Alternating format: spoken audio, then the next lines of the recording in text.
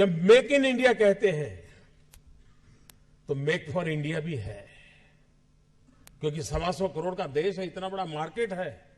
लेकिन स्टार्टअप का मतलब ये तो नहीं है कि हर किसी के पास $1 बिलियन का काम हो रहा है और 2000 लोग काम करें, जरूरी नहीं है। 5 लोगों को भी अगर मैं रोजगार देता हूं तो मेरा स्टार्टअप मेरे देश को आगे बढ़ा रहा है।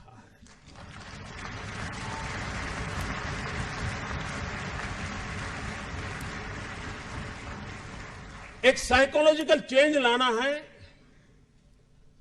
कि यूथ के दिमाग में जॉब सीकर की मानसिकता से उसको बाहर लाना है, वो जॉब क्रिएटर बने।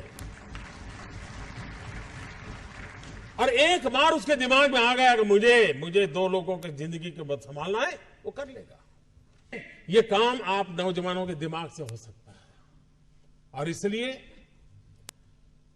मैं जब कहता हूं स्टार्टअप इंडिया, तो मैं मान के चलता हूं स्टैंड अप इंडिया। इसके लिए मुझे अलग सोच करने की जरूरत नहीं है। जिस देश के पास 800 मिलियन 35 से कम आयु के नौजवान हो, जिस देश के नौजवानों के पास टैलेंट हो, हाथ में हुनर हो, अपरंपार सपने हो और पूरी दुनिया में अवकाश ही अवकाश हो, क्या नहीं हो सकता है। मानव जात के लिए चुनौतियां आवश्यक हैं, क्योंकि सरफरे लोग तो हैं जो तबाही करने पर तुले हुए हैं।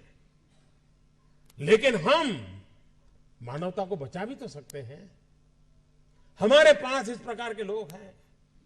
और ये भी सही है, भारत के पास मिलियंस ऑफ मिलियन प्रॉब्लम है, कोई इनकार नहीं कर सकता है। लेकिन एट द सेम टाइम मुझे इस बात का भरोसा भी है कि बिलियंस ऑफ बिलियन माइंड भी है। अगर मिलियन प्रॉब्लम है तो बिलियन माइंड भी तो हमारे देश में है। हर स्टार्टअप के पीछे कोई न कोई समस्या के समाधान का इरादा रहना चाहिए।